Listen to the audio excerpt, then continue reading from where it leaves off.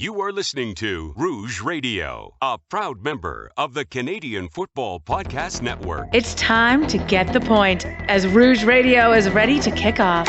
Ready!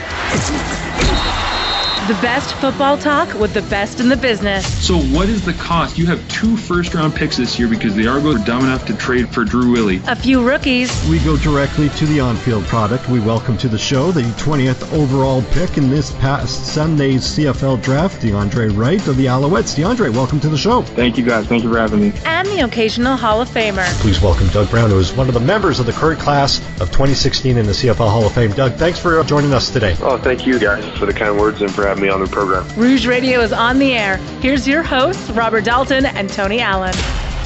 Well, just like last week, we are doing things a little bit differently. It's the Rouge Radio Podcast, episode 445, powered by the Canadian Football Podcast Network. My name is Robert Dalton, and joining me finally, Mr. Tony Allen. Tony, how are you doing today? Well, first off, let's answer the question that seems to be the weekly question. Where is Tony Allen this week? This week I am in Lethbridge after an adventurous last week to get underway at work. I'm in my hotel room, just finished watching Teenage Mutant Ninja Turtles 3 because I'm not much of a hockey fan, so I don't watch the playoffs, and so I'm just chilling out. Okay. Now, was this the like from the 90s, the third version, or is this like the rebooted sequel? Because I know the reboots didn't get up to 3. They had 2, but they didn't have 3. So this was well, that answers my question. So. This was this from like, I don't even know when Ninja Turtles 3 came out. Like, I don't know, 94 maybe, 93. I can't remember when that came out. Someone will know that listens to the show and will answer it.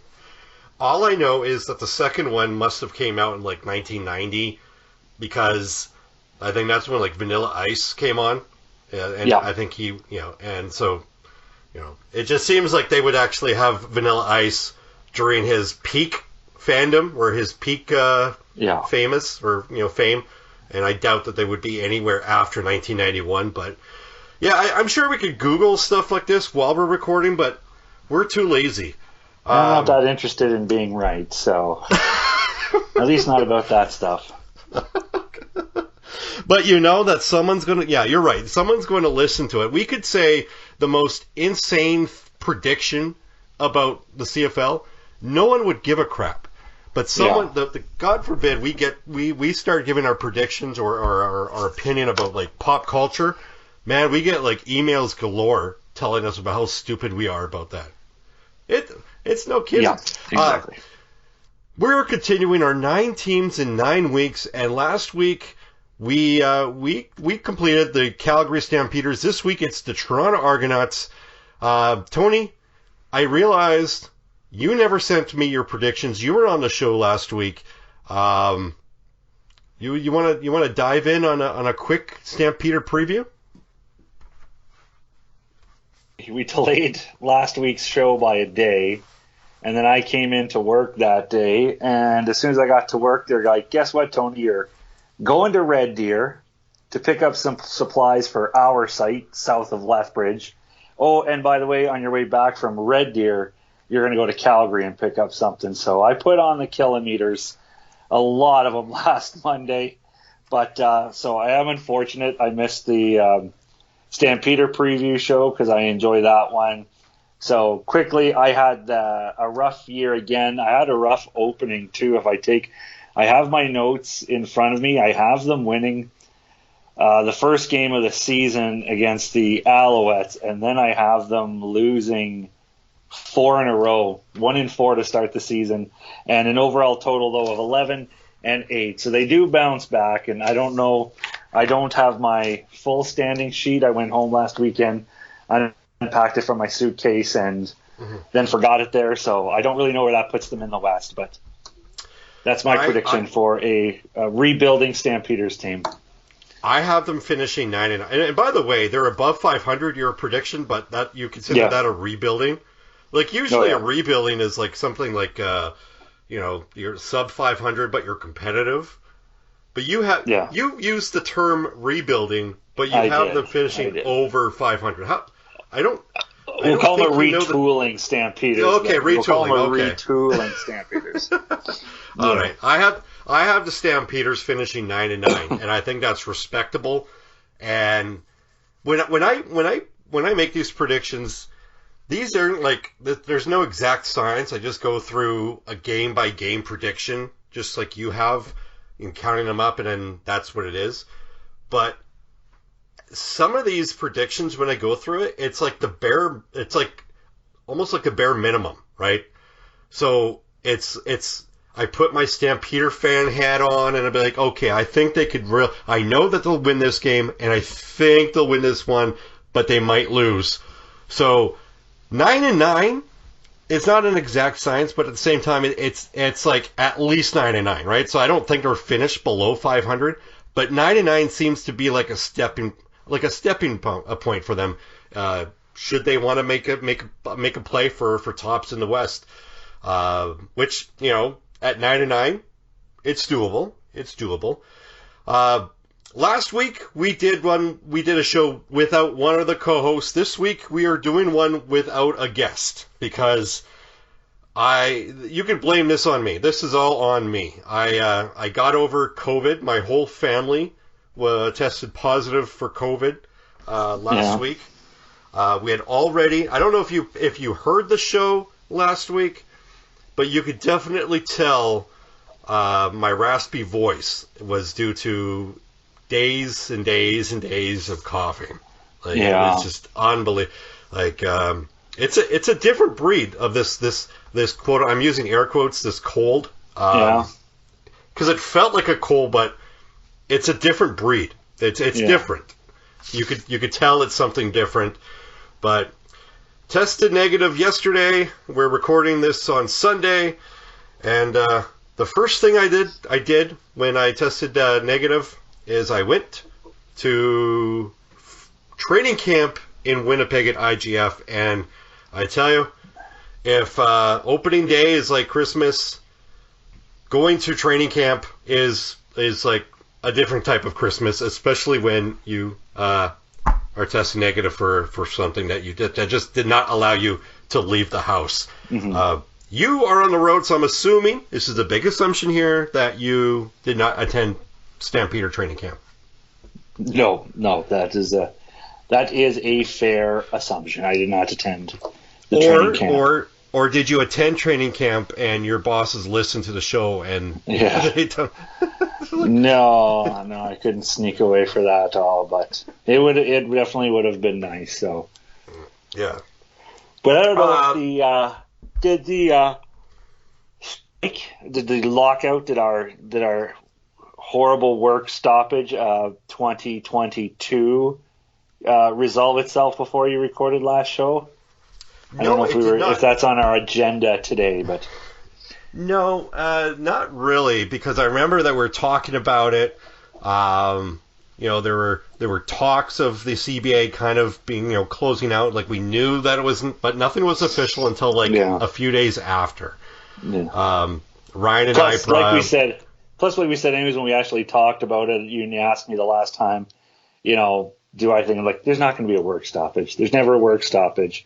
It's going to be nothing. And sure enough, whatever, we had like 7 hours of a player strike, and then it was resolved. Like, but it gets so blown out, and we got to go through this whole song and dance. I know I had a tweet too that I don't know if no one's ever, I always think it's adorable how when a work stoppage happens, every single fan, media member, player, they follow their script to a T. Like, especially the Canadian Football League, where it never happens, in particular in the most recent, but everyone follows the script. The players babble something, management says something, Arash Madani shits on the CFL because he doesn't know what he's doing, and then everything resolves itself, nothing happens.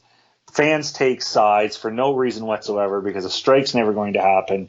Everyone believes every piece of rumor and crap that's thrown out on the social media. Oh, the players are really united on this one. This is something, and then, especially in the case of the CFL, nothing ever happens. But everyone, no matter what the lock is, even an NHL one everyone plays their role perfectly.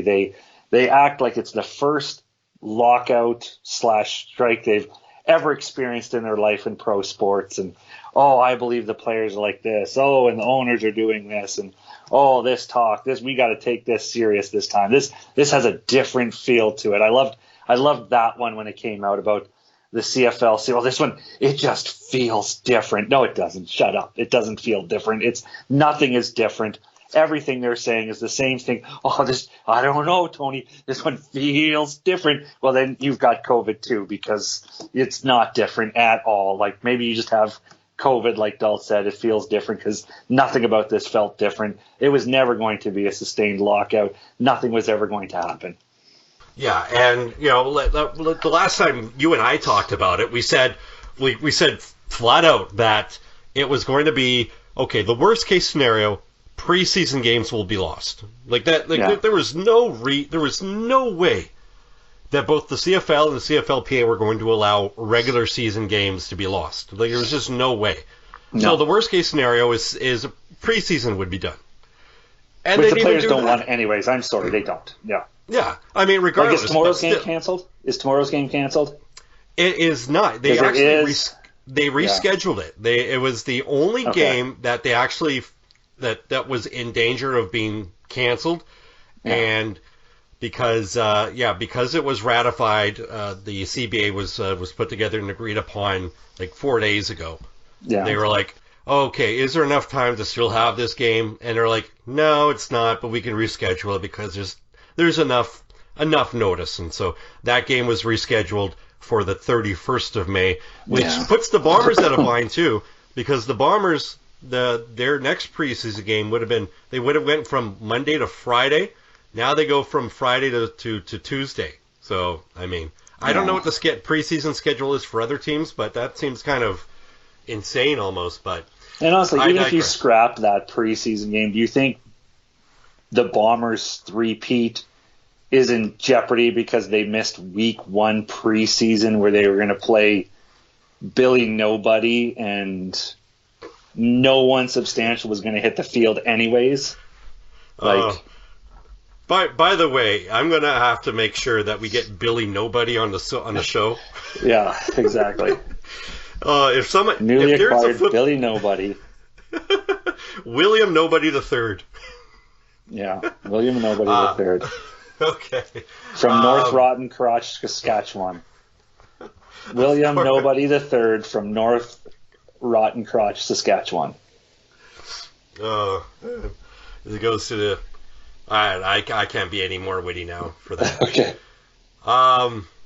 But obviously, if there's one team that could overcome that lack of preseason game, it's the reigning, defending, back-to-back Grey Cup champions, the Winnipeg Blue Bombers. I just had to throw that in there because, as everybody knows, I'm insufferable. Yes, you're Mr. Three-Peat. That should be your new Twitter handle for the month at Mr. Three-Peat. Oh man, Twitter account. I think I'm just going to have to forget Rouge Dalts.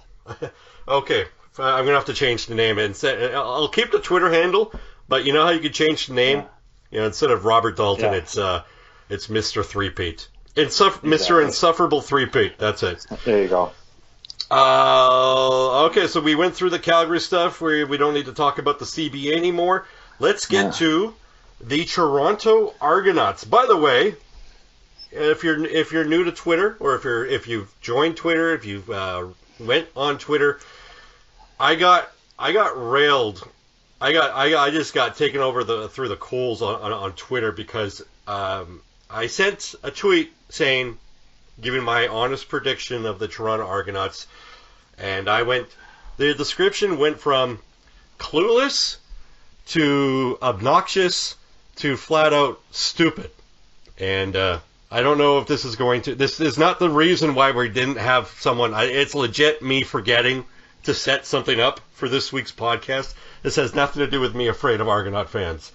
Argonaut fans hate me just as much as apparently I hate Red Blacks. Apparently. No, that's not true. I don't hate Red Blacks. I don't. Despite what Tony says, I do not hate Red Blacks. Or any Red Black. No. Okay. Let's get to the 2022 Toronto Argonauts, last year they finished 9-5, 309 points for, 318 points against, 6-1 at home, which means that they were 3-4 on the road. And I will give them this. They were the only team to beat the defending, reigning, back-to-back Grey Cup champions in 2021 in a meaningful game. I am not giving any clout to the Calgary Stampeders or the Montreal Alouettes.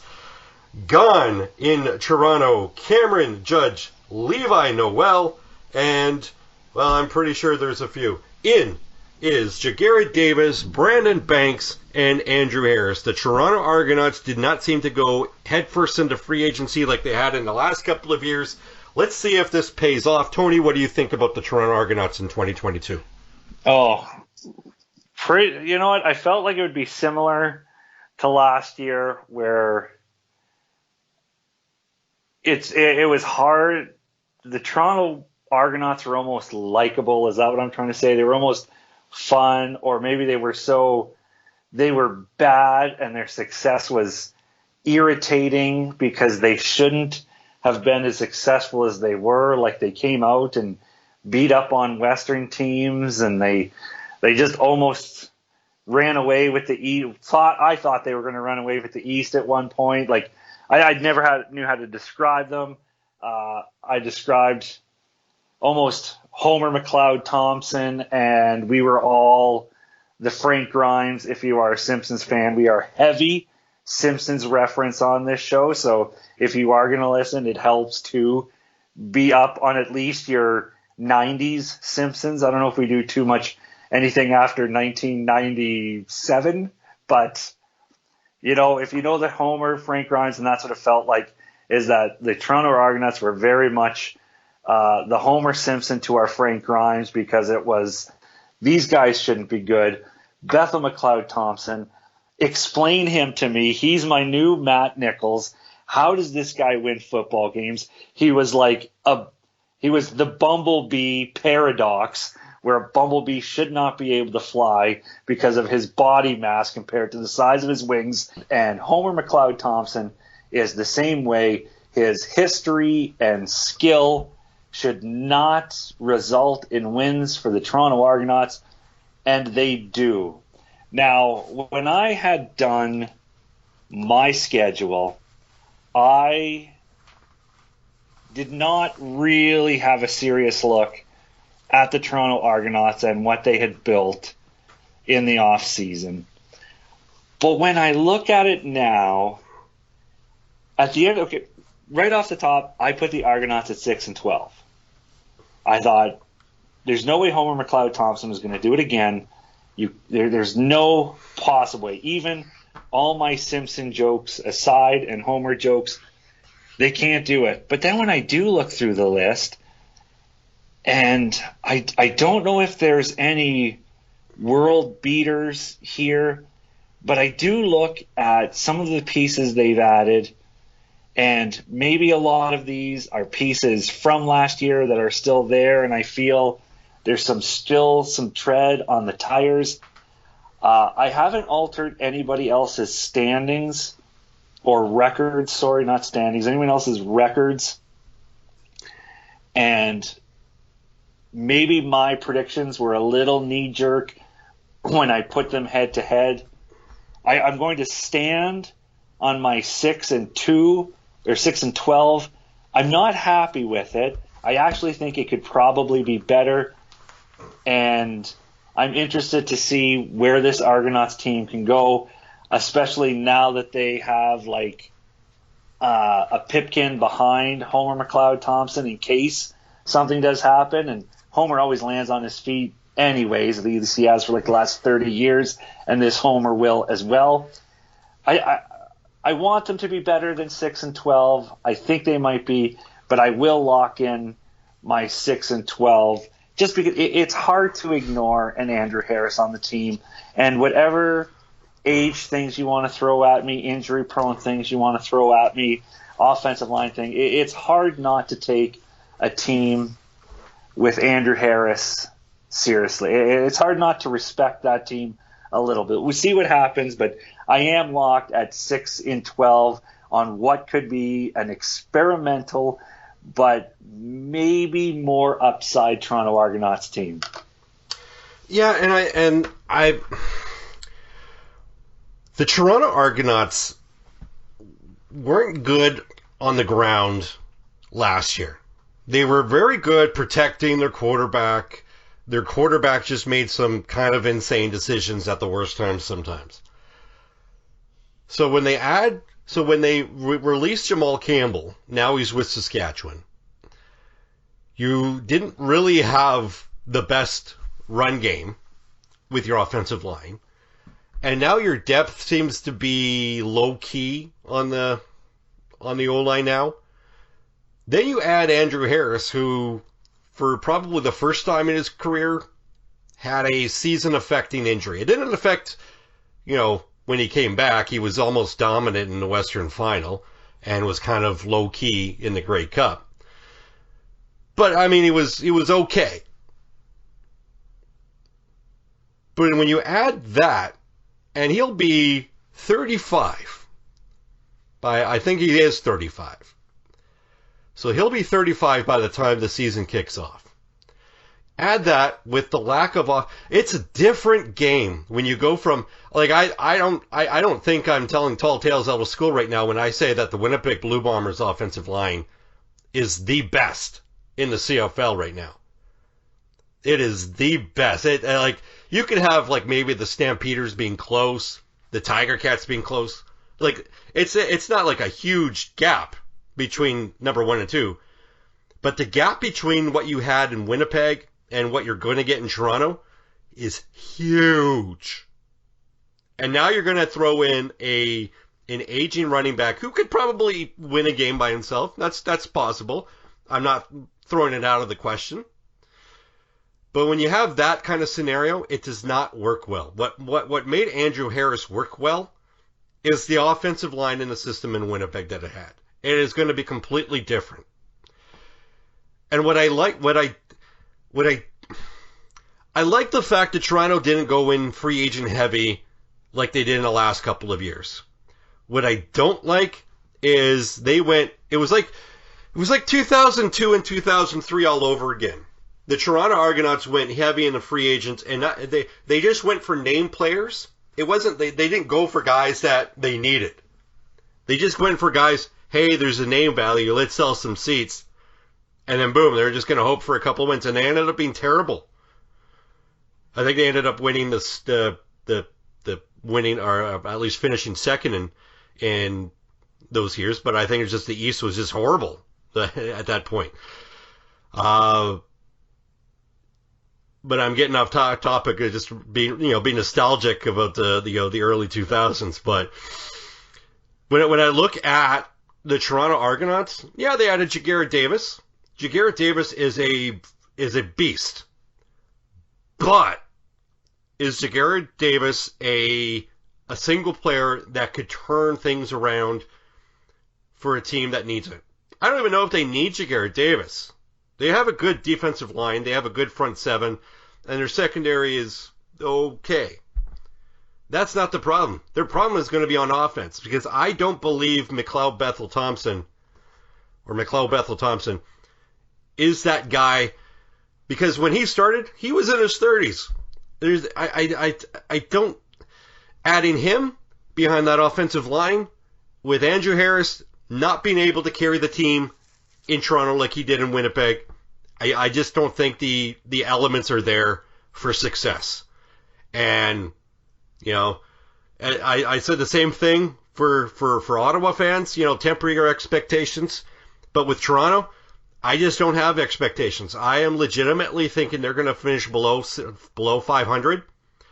I am actually going to say, and again, this is like what I always do, there's a bare minimum and there's room for improvement. I am predicting that the Toronto Argonauts finish last in the East with a record of 3-15. And that will be harsh. Yeah. Move over, Ottawa. You have a new basement dweller in the Eastern Division. My name is the Toronto Argonauts, and they're going to hope for bumblebees flying in the Eastern Division because they're going to need a lot of help. Any other thoughts before we finish this show? Because I have a feeling when we get some Toronto Argonauts fans listening to the show, I'm going to get even more hatred. More. Yeah. It might be ugly for you. Remember, that is Mr. Three-Peat, at Insufferable Mr. Three-Peat. Okay. Now you're just adding fuel to the fire. So do you have any emails from 2017 we want to answer? You know what? I didn't put anything in the itinerary. I got to tell you, I was like I've been super excited for the CFL to start that I have completely forgot to make any plans. I'm sure next week we can answer some emails. I just don't have anything to read out right now. Beating COVID is good enough. Good job for you, brother. I'm glad you're healthy and back on your feet. Well, I'm glad. The whole house. It went from the oldest daughter to having symptoms, tested positive or tested negative, and then she had more symptoms, and then she tested negative or positive. That because I was a close contact, I decided to test myself, and then I ended up testing positive. And then as soon it was like the test. It was like my body knew that I tested positive because the moment I tested positive, boom, here comes the symptoms. Then the next one was my maybe it was all psychological. Oh yeah. Everything COVID's just all in your head. Yeah. Exactly. The pandemic's over. Just stop thinking about it. Exactly. That's. You know what? We are going to have 1.7 million followers because we came up with a great conspiracy that we just think up COVID in our head. God. You just know that we're going to be like the poster. Like someone from the Conservative Party is going to listen to the show and quote it. All right. Any final thoughts before we wrap up episode 445? No, just prepare your bodies. We are going to have preseason football in about a week, and then we'll get to start throwing some new names out there. We'll learn of players making a name for themselves at training camp. I'm sure you'll probably have a few names from the Winnipeg Blue Bombers preseason games and training camps. I don't know if you're going to any preseason games, and it'll be exciting to learn who the next big name for 2022 is going to be in the CFL. We'll see if we can pick one out. Excuse me. See if we can predict who's going to be one of the breakout stars of 2022. That'll be exciting. Yeah, and top of the list is William Nobody II. By the way, I said this is episode 444. I lied. I just added 10 more episodes to our list. It's episode 435. And again, powered by the Canadian Football Podcast Network. Next week, we preview the Saskatchewan Roughriders. And what's the over/under about how many times we could say that Cody Fajardo hits the bar? There you go. I don't know. We'll take the over. And we're not talking about alcoholism. Right. All right. For Tony, dad joke. That was it. That is a good dad joke right there. For Tony, I'm Dalts. Thanks for listening, and we'll see you next week.